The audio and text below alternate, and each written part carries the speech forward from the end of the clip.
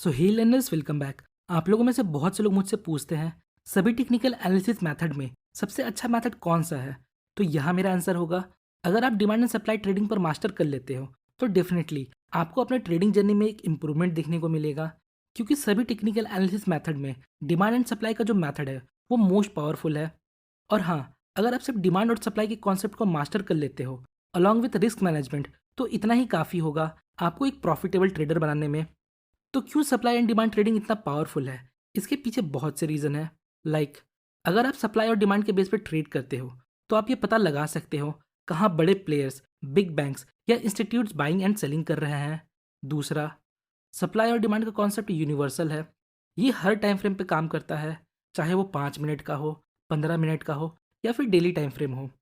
तीसरा reason, supply और demand सभी इंस्ट्रूमेंट पर एप्लीकेबल है, चाहे आप स्टॉक ट्रेडिंग करते हो, कमोडिटी ट्रेडिंग करते हो, फॉरेक्स, इंडाइसेस एटसेट्रा। और एक प्लस पॉइंट है, चाहे आप एक स्विंग ट्रेडर हो या इंट्राडे ट्रेडर या फिर स्कैल्पर, ये सभी टाइप के ट्रेडर के लिए एप्लीकेबल है। और लास्ट पॉइंट, अगर आप सप्लाई एंड डिमांड के बेस पर ट्रेड लेते हो तो यहाँ आपको एक अच्छा रिस्क एंड रिवॉर्ड मिलता है। सो ये थे कुछ रीजंस जिसकी वजह से सप्लाई एंड डिमांड ट्रेडिंग बाकी ट्रेडिंग मेथड से ज़्यादा पावरफुल है। तो सप्लाई और डिमांड के 4 पिलर्स है जिसे समझकर हम सप्लाई एंड डिमांड के कॉन्सेप्ट को मास्टर कर सकते हैं। Number 1, what is the concept of supply and demand. Number 2, how to identify and draw supply and demand, मतलब हमें कैसे सप्लाई एंड डिमांड जोन को आइडेंटिफाई करना है और कैसे हम उसे चार्ट पर ड्रॉ करेंगे। Number 3, identify high quality and low quality supply and demand zones, मतलब हमें high quality and low quality के डिमांड एंड सप्लाई जोन को आइडेंटिफाई करना है। And number 4, where to enter and exit in supply and demand zone, मतलब हमें कहाँ entry करना है और कहाँ एग्जिट करना है।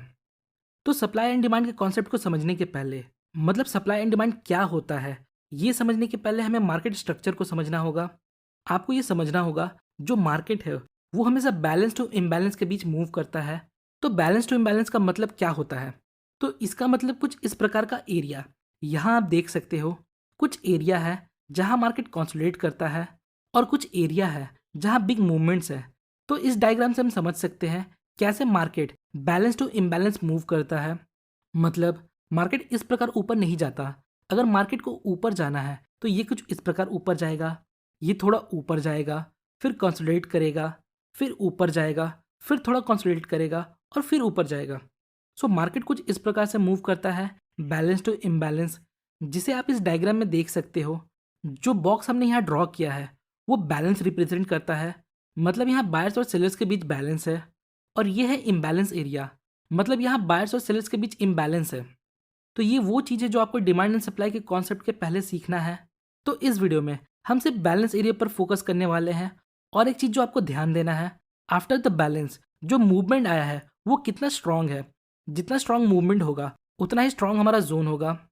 अब देखिए, दो तरह के सप्लाई एंड डिमांड जोन होते हैं। पहला है रिवर्सल जोन और दूसरा है कंटिन्यूएशन जोन। और सेम डिमांड जोन भी दो प्रकार के होते हैं, पहला रिवर्सल जोन और दूसरा कंटिन्यूएशन जोन। तो रिवर्सल जोन में प्राइस एक ट्रेंडिंग मूव के बाद कंसोलिडेट करता है और फिर रिवर्स हो जाता है। और कंटिन्यूएशन में प्राइस ट्रेंडिंग मूव के बाद कंसोलिडेट करता है और फिर अगेन अपने ट्रेंड को कंटिन्यू करता है। तो ये थे दो तरह के सप्लाई एंड डिमांड जोन। ये था basic of supply and demand. आइए अब समझते हैं कैसे सप्लाई एंड डिमांड जोन को आइडेंटिफाई करके उसे मार्क या ड्रॉ करना है। यहाँ देखिए, ये एक रिवर्सल सप्लाई जोन है। यहाँ प्राइस बिग मूव के साथ ऊपर जाता है, फिर यहाँ थोड़ा कंसोलिडेट करता है और फिर सडनली बिग कैंडल के साथ नीचे रिवर्स हो जाता है। याद रखिएगा, ये जो रिवर्सल है यहाँ हमें स्ट्रॉन्ग मोमेंटम चाहिए, मतलब मार्केट बिग स्ट्रॉन्ग कैंडल के साथ नीचे आना चाहिए। तो ये एक स्ट्रॉन्ग सप्लाई जोन है, बिकॉज यहाँ हमें एक स्ट्रॉन्ग मोमेंटम देखने को मिलता है। और सेम कॉन्सेप्ट डिमांड जोन के लिए एप्लीकेबल होता है। प्राइस नीचे आता है, फिर थोड़ा कंसोलिडेट करता है, फिर हमें यहाँ एक स्ट्रॉन्ग मोमेंटम देखने को मिलता है विद बिग ग्रीन कैंडल्स। तो ये मोमेंटम जितना ज़्यादा स्ट्रॉन्ग होगा उतना ही स्ट्रॉन्ग ये डिमांड जोन होगा। फॉर एग्जाम्पल, यहाँ देखिए, प्राइस यहाँ से स्ट्रॉन्ग कंटिन्यू ग्रीन कैंडल के साथ ऊपर जाता है, मतलब ये एरिया एक स्ट्रॉन्ग डिमांड जोन है। नेक्स्ट, यहाँ देखिए मार्केट कैसे यहाँ बिग रेड कैंडल के साथ नीचे गिरता है, मतलब ये एक स्ट्रॉन्ग सप्लाई जोन है। नाउ अब इन तीन एग्जाम्पल को देखिए और बताइए इनमें से कौन सा सप्लाई जोन ज़्यादा स्ट्रॉन्ग है। तीनों में प्राइस रिवर्स हो रहा है, पर इनमें स्ट्रॉन्ग कौन सा है ये बताइए। अगर आपका आंसर नंबर 3 है तो आप सही हो। तो नंबर 1 और नंबर 2 की तुलना में नंबर 3 ज़्यादा स्ट्रांग है, क्योंकि जो थर्ड एग्जाम्पल का रिवर्सल मूव है वो बाकी दोनों के कंपैरिजन में ज़्यादा स्ट्रांग है। यहाँ देखिए, एग्जाम्पल नंबर 1 में प्राइस को वापस इस लो तक आने के लिए 7 कैंडल्स लगते हैं, और एग्जाम्पल नंबर 2 में प्राइस को वापस इस लो तक आने में 6 कैंडल लगते हैं, और वहीं एग्जाम्पल नंबर 3 में प्राइस को वापस इस लो तक आने में सिर्फ 3 कैंडल लगते हैं। तो ये एक तरीका है जिससे हम पता लगा सकते हैं कौन सा जोन ज़्यादा स्ट्रांग है। एक और तरीका देखते हैं जिससे हम स्ट्रांग जोन को आइडेंटिफाई कर सकते हैं, वो है आप मूवमेंट को देखिए। पहले एग्जाम्पल में जो फॉल है वो इमीडिएट नहीं है, इसमें बीच बीच में ग्रीन कैंडल्स बन रहे थे। इसका मतलब बायर्स अभी भी प्राइस को ऊपर ले जाने की कोशिश कर रहे हैं। अब देखिए, सेकंड नंबर एग्जाम्पल भी स्ट्रांग है, बट थर्ड एग्जाम्पल ज़्यादा स्ट्रांग है, क्योंकि थर्ड एग्जाम्पल में प्राइस सिर्फ 3 कैंडल में डिस्टेंस कवर करता है। तो ये भी एक तरीका है जिससे आप स्ट्रांग जोन को आइडेंटिफाई कर सकते हो।